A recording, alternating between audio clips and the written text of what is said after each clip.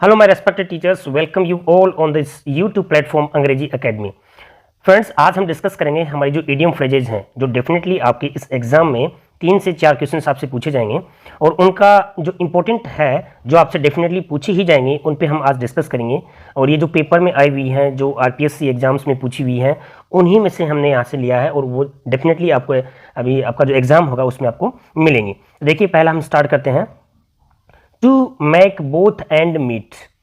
To make both ends meet, इसका मतलब क्या होता है? यानी कि आप थोड़ा सा दिमाग लगाना कि जैसे ही आपसे इडियम फ्रेजेस मिलती हैं, आपका इडियम फ्रेजेस आपसे पूछी जाती हैं, तो थोड़ा सा आप उनसे देखना, उनको थोड़ा सा टुकड़े करके देखना उसका। जैसे कि to make both end meet, यानी कि दोनों हाथों से अपने कोई भी जो मीट होता है, यानी कि आप जो चीज़ आपको मिलती है उसका एंड करते हो, यानी कि आपको उसका फ़ायदा होता है, उसका आपको बेनिफिट होता है। यानी इसका क्या हो जाएगा? To meet one's day to day needs, आपकी रोज़ की जो आवश्यकताएं हैं, जो आपकी नीड्स हैं दिन प्रतिदिन की, वो पूरी होना, वो मिल जाना, यानी कि वो कंप्लीट होना। तो याद रखना, to make both ends meet, इसका मतलब क्या हो गया कि आपकी जो इच्छाएं हैं, आपकी जो आवश्यकताएं हैं वो पूरी होना। ठीक है, ये याद रखना। इसका हिंदी में कहीं ना कहीं ऑप्शन चेंज भी हो जाए तो भी आप इसको थोड़ा सा हिंदी में याद रखना, ताकि आप इंग्लिश में ईजिली वहाँ से जो 4 ऑप्शन आपको मिलेंगे उनको पिकअप कर सको। उसके बाद नेक्स्ट आता है cry over spilt milk. Cry over spilt milk, यानी कि क्राई ओवर का मतलब होता है पश्चाताप करना, और स्पिल्ट मिल्क का मतलब जो चीज़ हो गई, जो चीज़ बीत गई, जो वापस नहीं होने वाली है, उसके ऊपर पश्चाताप करना। देखिए, ये वाली डेफिनेटली आपकी एग्जाम में पूछी जाएगी। मैं फिर से कह रहा हूँ, इसमें सारी की सारी जितनी भी इडियम फ्रेजेज हैं वो निश्चित रूप से आपके एग्जाम में आपको मिलेंगी। कई बार कंफ्यूज होते हैं हम कि क्या पूछा जाएगा क्या नहीं पूछा जाएगा। एक एक टॉपिक को हम यहाँ पे डिस्कस करेंगे जिसमें मोस्ट इंपॉर्टेंट आपके एग्जाम के लिए लेके आएंगे। तो देखिए, यहाँ पे कोई ऐसी चीज़ जो वापस नहीं होने वाली है उसके ऊपर हमें पश्चाताप करना। तो यहाँ इसका आंसर क्या होना चाहिए कि वेस्ट टाइम रिग्रेट का मतलब होता है पश्चाताप करना। Something that can not be undone, जो कुछ हो ही नहीं सकता उसके ऊपर पश्चाताप करके टाइम को वेस्ट करना, यानी कि अब पछताओ कहीं होत जब चिड़िया चुग गई खेत। तो ये वाला है, बहुत इंपॉर्टेंट है, याद रखना। चलिए नेक्स्ट है, ए stitch in time saves 9। A stitch in time save 9। तो देखिए, यहाँ पे इसका मतलब क्या होता है कि कोई भी चीज़ timely action prevents greater trouble. कोई भी नौ नगद 13 उधार होता है ना ऐसा, यानी कि आप किसी भी चीज़ को टाइमली उसके ऊपर एक्शन ले लेते हो, उस टाइमली कोई एक्शन से प्रिवेंट करते हो आप, तो वो आप बहुत बड़ी परेशानी से बच सकते हो। तो कहते हैं ना कि ए स्टिच इन टाइम सेव्स 9, 9 नगद 13 उधार, ऐसे उसको बोला गया है। ये भी इडियम फ्रेजेज है, तो इसका याद रखना। मैं आपको हिंदी में इसलिए बता रहा हूँ अच्छे से, ताकि ऑप्शन चेंज हो सकते हैं। समय पे ली गई एक्शन, यानी कि कोई भी रोकथाम के लिए समय पे ली गई एक्शन वो किसी बड़ी विपदा से बचा सकती है। तो यहाँ इसका आंसर हो गया second number. Birds of the same feather flock together. चोर चोर मौसेरे भाई, आप सभी सुनते हो। Birds of the same feather flock together. Birds are lovely creature नहीं है। ऑल बर्ड्स हैव फीदर्स नहीं है। पीपल आर लाइक बर्ड्स, ये भी नहीं है। यानी कि people of similar taste come together. चोर चोर मौसेरे भाई, ये याद रखना। यानी कि एक जैसे लोग अपने आप, जैसे कि हम स्पेशली लीडर्स पे बात करते हैं तो सारे एक ही जैसे हैं, चाहे कोई भी पार्टी का हो, तो ऐसा आपसे पूछा जाएगा और डेफिनेटली ये वाला भी बहुत इंपॉर्टेंट है। नेक्स्ट देखिए, to cut a sorry figure. To cut a sorry figure, इसका मतलब क्या होता है? यानी आप कोई भी चीज़ को क्या क्रिएट करते हो, अपना जानबूझकर अपना पुअर इंप्रेशन क्रिएट करना, यानी कि अपने आप को जानबूझकर दूसरों के आगे हीन दिखाना। तो ये होता है to cut a sorry figure. ठीक है, याद रखना, to create poor impression. Next आता है, देखिए ये सारे के सारे बहुत इंपॉर्टेंट हैं और आपकी एग्जाम के लिए ही लिए गए हैं, और ये आपके एग्जामों में ही जो पूछे गए हैं वहीं आपके लिए लिए गए हैं। गिफ्ट ऑफ द गैब बहुत इंपॉर्टेंट है। द गिफ्ट ऑफ द गैब, इसका मतलब होता है a talent for speaking. A talent for speaking, याद रखना मेरे रेस्पेक्टेड टीचर्स। डेफिनेटली ये जो मैं फ्रेजेस, इडियम फ्रेजेस आपको बता रहा हूँ, आपकी एग्जाम में आपको 3 या 4 जो पूछे जाएंगी इन्हीं में से आपको मिल जाएंगी। ओके, तो यहाँ पे आपका आंसर मिल गया। आपको क्या मिला भाई? द गिफ्ट ऑफ द गेब का मतलब क्या हुआ? ए talent for speaking.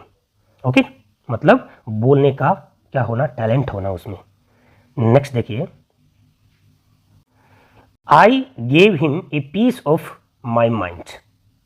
A piece of my mind, इसका मतलब होता है अगले को डांट फटकार लगाना, अगले को डांटना। A piece of my mind, a piece of one's mind, ये सेंटेंस के अंदर दे दी। वैसे क्या है? A piece of one's mind, दिमाग से किसी को क्या देना? उसको पीस देना, यानी कि उसको डांटना। तो यहाँ क्या हो गया आपका? Scolded him.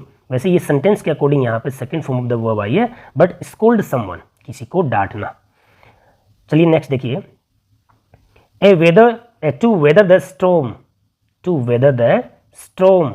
स्टॉर्म वैसे क्या होता है भाई? तूफान होता है। स्टॉर्म का मतलब क्या होता है? तूफान होता है। तो यहाँ पे इसका मतलब क्या हुआ? To withstand heavy rains, to survive a crisis. देखिए ये वाला होगा। टू वेदर द स्टॉर्म का मतलब क्या हो गया भाई? आप तूफान का सामना कर रहे हो और वो भी सक्सेसफुली, यानी कि जो क्राइसिस होती है, क्राइसिस का मतलब होती है विपदा होती है, जिसको हम बोलते हैं डिजास्टर, ठीक है, वो होती है। ठीक है, क्राइसिस का मतलब विपदाएं जिसको अपन बोलेंगे, उसको सर्वाइव करना, उसको झेल लेना, और वो भी सक्सेसफुली। सर्वाइव तो समझते हो ना आप लोग, हम जैसे कि सर्वाइव कर रहे हैं। ठीक है, तो यहाँ पे सर्वाइव एक एग्जैक्ट वर्ड है कि सक्सेसफुली उसका सामना करना। ठीक है, तो यहाँ पे आपको ये भी डेफिनेटली मिलेगी। टू वेदर द स्टॉर्म का मतलब क्या हो गया कि जो पीड़ा है, जो विपदा है, जो क्राइसिस आ रहा है, जो संकट आ रहा है, उसको सर्वाइव करना, और वो भी सक्सेसफुली। चलिए नेक्स्ट देखते हैं, to rest on one's laurels. To rest on one's laurels, यानी कि to depend on one's destiny. ठीक है, यानी कि आप किसी भी जो डेस्टिनी है, भाग्य के भरोसे रहना। और लॉरेल का मतलब होता है सम्मान। इसका एक अर्थ दूसरा ये भी होता है कि जो एक बार सम्मान मिल गया ना, उसी के भरोसे रहना। Once you get respect, once you get achievement, once you get any achievement, depends on that, यानी कि उसी के ऊपर रहना। जो आपको मिल गया ना, उसी के ऊपर रहना। यानी कि अभी इसमें इसका जो ऑप्शन के अकॉर्डिंग क्या हो जाएगा? डेस्टिनी, यानी कि हमारा जो भाग्य है उसी पे डिपेंड होना, कि भाग्य में जो लिखा है वही मिलेगा, मेहनत हम नहीं करेंगे तो ऐसा नहीं। तो ये वाला इसका एग्जैक्ट वर्ड हो जाएगा। टू कम अक्रॉस, ये वाली बहुत बार पूछी गई है, तो ये भी इंपॉर्टेंट हो सकती है। वैसे मैं ये नहीं कह रहा कि ये डेफिनेटली आएगी, बट कम अक्रॉस का होता है अचानक मिल जाना, अनायास ही मिल जाना। ठीक है, टू मीट विद, किसी से मिलना, अचानक मिलना, यानी कि मिलना का मतलब ये हुआ कि काफ़ी दिनों से आप मिले नहीं हो और अचानक मिल जाते हो, तो ये वाला इसका आंसर हो जाएगा। आई एम डन फॉर, इसका एग्जैक्ट वर्ड होता है रूइंड हो जाना। I am done for, done for का मतलब रूइंड हो जाना। ठीक है, ये वाला बहुत इंपॉर्टेंट है, ये वाली भी। चलिए नेक्स्ट देखते हैं, ब्रेड एंड बटर, ये वाली इंपॉर्टेंट है भाई। ब्रेड एंड बटर, तो ब्रेड एंड बटर का मतलब हो गया लाइवलीहुड, अपनी आजीविका। Writing novels is my bread and butter, तो ब्रेड एंड बटर याद रखना, ये क्या होती है? अपनी आजीविका होती है, लाइवलीहुड होती है अपना। नेक्स्ट देखते हैं, to pay off old scores.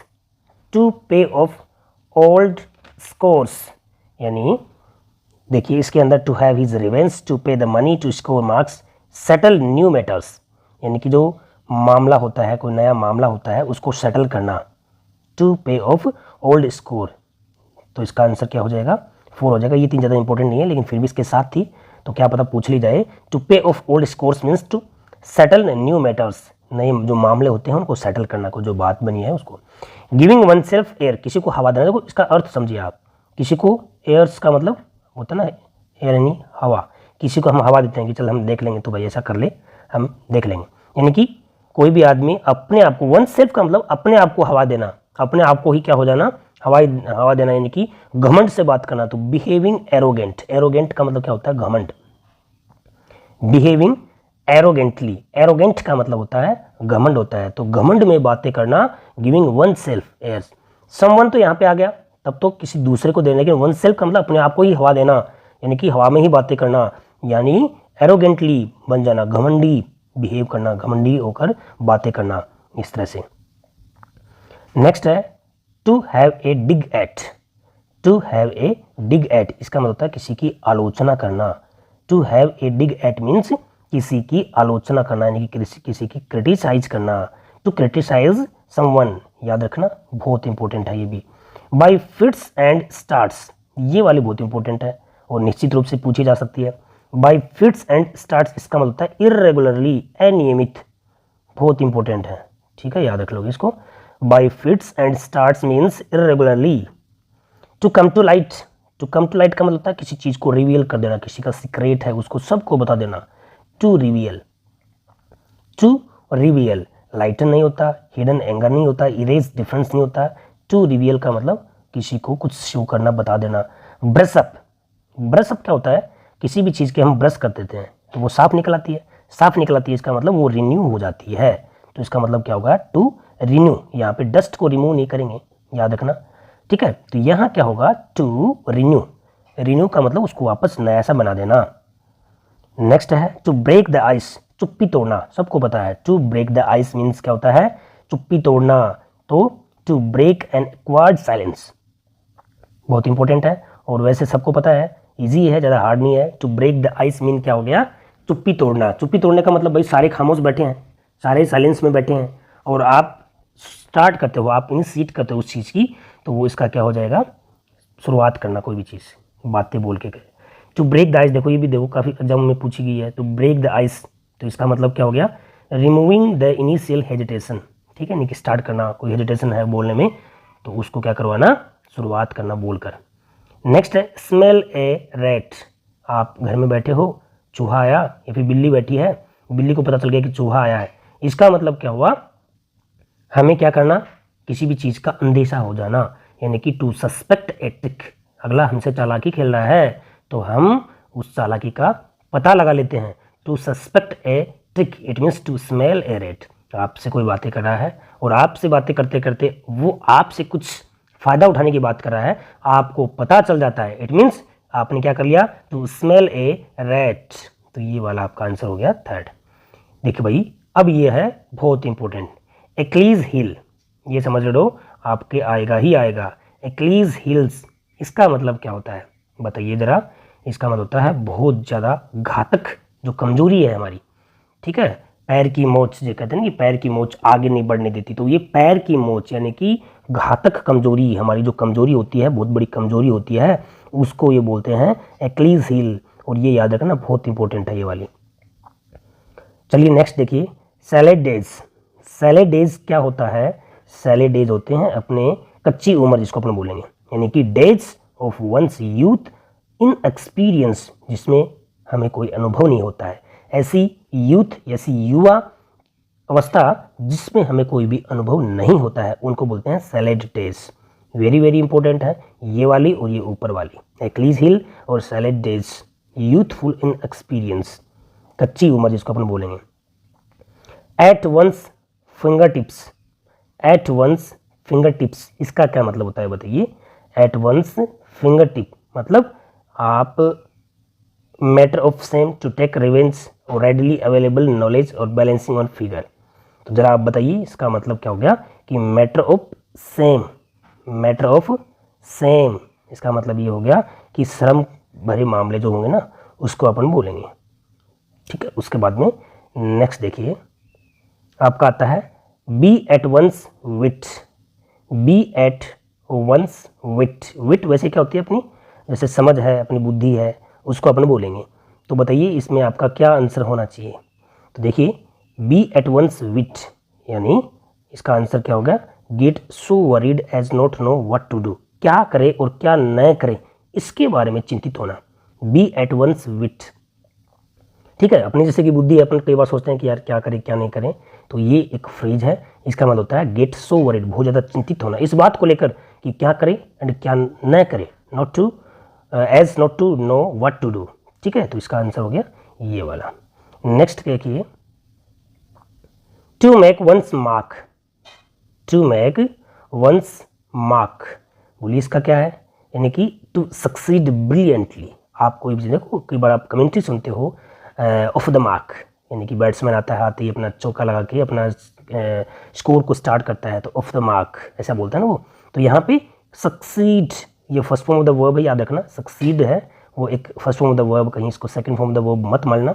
To succeed brilliantly, बहुत ही शानदार तरीके से सफल होना, ये इसका है, ये भी बहुत इंपॉर्टेंट है। उसके बाद में आता है टू ब्रिंग टू लाइट। तो देखो ये वाली मैंने थोड़ी देर पहले बताई ना, कोई चीज़ को उजागर करना, उसका रहस्य है वो उजागर करना, ठीक है, यानी कि टू मेक वाइडली नोवन, इसका थोड़ा चेंज कर दिया ऑप्शन, वाइडली नोवन। ओके, फिर आता है आपका 88, a good for nothing, a good for nothing. तो इसका मतलब क्या हो गया, worthless and lazy person, worthless and lazy person, ये इसका क्या हो गया, आंसर हो गया। गुड फॉर नथिंग का मतलब क्या हो गया भाई, एक ऐसा व्यक्ति जो कोई काम का नहीं है, बहुत ही लेजी है, आलसी है। ओके, चलिए नेक्स्ट है 89, एट द 11th आवर, ये बहुत बार पूछा गया है, एट लास्ट इसको हम बोलेंगे अंत समय में, एट द लास्ट मोमेंट, बहुत इंपॉर्टेंट है, ये बहुत इंपॉर्टेंट है। एट द 11th आवर का मतलब at the last moment. Okay, put up with, put up with, ये एक फ्रेज है, इसका मतलब क्या होता है, टॉलरेट करना। इसका मतलब क्या होता है, टॉलरेट का मतलब हो गया सहन करना, तो ये भी बहुत इंपॉर्टेंट है। अब इसमें देखिए कुछ अलग से वो डाली गई है, आपको थोड़ा सा ब्रीफली बता देता हूँ मैं। इन ब्लैक एंड वाइट, तो in writing, black and white का मतलब क्या हो गया, रिटर्न में कोई चीज़ होती है उसको अपन बोलेंगे। A hard nut to crack, कोई भी चीज़, कोई आप काम करते हो यानी कि difficult problem, hard nut to crack, कोई चीज़ को क्रैक करने के लिए मेहनत करनी पड़े, यानी कि डिफिकल्ट टास्क जिसको अपन बोलेंगे। ओके, उसके बाद में लेम एक्सक्यूज, कई बार बोलते हैं ना भाई ये तो बहुत ही लेम एक्सक्यूज है, यानी कि ऐसा अनसेटिस्फैक्ट्री एक्सप्लेनेशन, हम सफाई देते हैं और अगले को लगे कि यार बात में दम नहीं है, तो उसको बोलेंगे ए लेम एक्सक्यूज, एक्सक्यूज यानी बहाना। मैडन स्पीच, बहुत बार पूछा गया है ये, मैडन स्पीच का मतलब क्या हो गया, फर्स्ट स्पीच, पहली बार जब आप कोई भाषण दे रहे हो उसको बोलेंगे मैडन स्पीच। ओके, चलिए नेक्स्ट क्या है, क्लोज सेव, बाल बाल बचना, क्लोज सेव, क्लोज सेव का मतलब क्या हो गया, a narrow escape from danger, खतरे से बाल बाल, तो उसको बोलेंगे क्लोज सेव। नेक्स्ट है ए क्लोज फिस्टेड पर्सन, ये वाला भी पूछा जा सकता है, जैसे कि ए मैन ऑफ स्ट्रो होता है भाई, यूजलेस पर्सन हो गया, वैसे ए क्लोज फिस्टेड पर्सन इनकी माइजर, ठीक है, आपको सैलेड डेज मैंने बता दिया। एट ड्रैगर्स डॉन मतलब एनिमी, डेगर्स डॉन का मतलब क्या हो गया, एनिमी, शत्रु होना। और ये वापस आपका क्या आ गया, देखिए फीदर वंस नेस्ट, ठीक है, यानी कि फीदर वंस नेस्ट, आपको किसी इनरिच वन सेल्फ, इसका डी ऑप्शन है, थोड़ा सा चेंज किया है, टू फीदर वंस नेस्ट, यानी जैसे कि क्या लगा देना, उसके फीदर पंख लगा देना, यानी कि to enrich oneself when opportunity occurs, opportunity जब भी होती है, मिलती है, उसको इनरीच कर देना, उसका फायदा उठाना। To grease the palm, next क्या है, टू ग्रीस द पाम, इसका मतलब होता है भाई रिश्वत देना, टू ब्राइब। तो ये सारी की सारी आपकी इंपॉर्टेंट हैं, एक बार इनको आप अच्छे से रिवाइज कर लेना, बार बार थोड़ा पढ़ लेना, और डेफिनेटली इनमें से आपके आएंगे। उसके बाद में हम नेक्स्ट सेशन में आपके लिए और इंपॉर्टेंट वन वर्ड है, एंटोनिम सिनोनिम है, ये सब लेके आएंगे।